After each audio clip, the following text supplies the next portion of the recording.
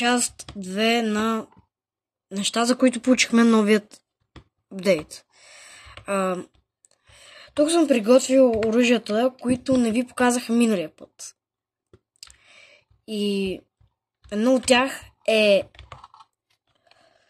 Lawless Sting Rifle. Това е като Hunting Rifle, но му казва Sting Rifle.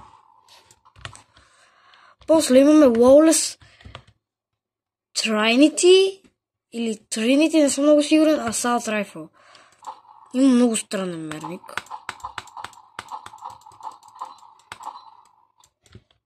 Окей. След това имаме ето тази базука, която е Lawless Shockwave Rocket Launcher. Shockwave Rocket Launcher. Ооо! Тя ни изстрелва! Това е много яко. На мен много ме кефи. Имаме Lawless Heavy Impact Tracking Rifle. Това е нормалният снайпер и просто прави като тракинг зона. След това имаме Rocket Drill. Не съм сигурен как работи.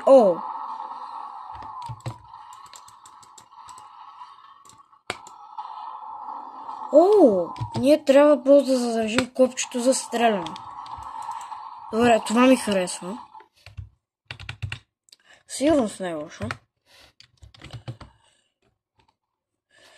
Сега махаме го. И това, което ви показах в миналия епизод, беше, че Pump and Dump оръжието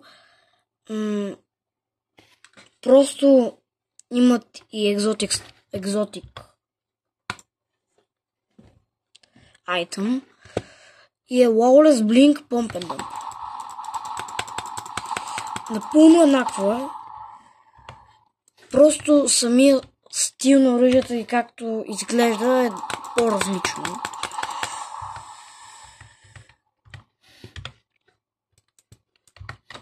Това вече са всички неща, които мисля, че сме получили.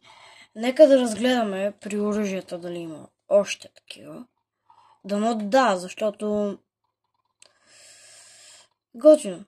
Да, това ви го показах и нямаме абсолютно нищо ново, така че това са би трябвало всички оръжия, които получихме този апдейт.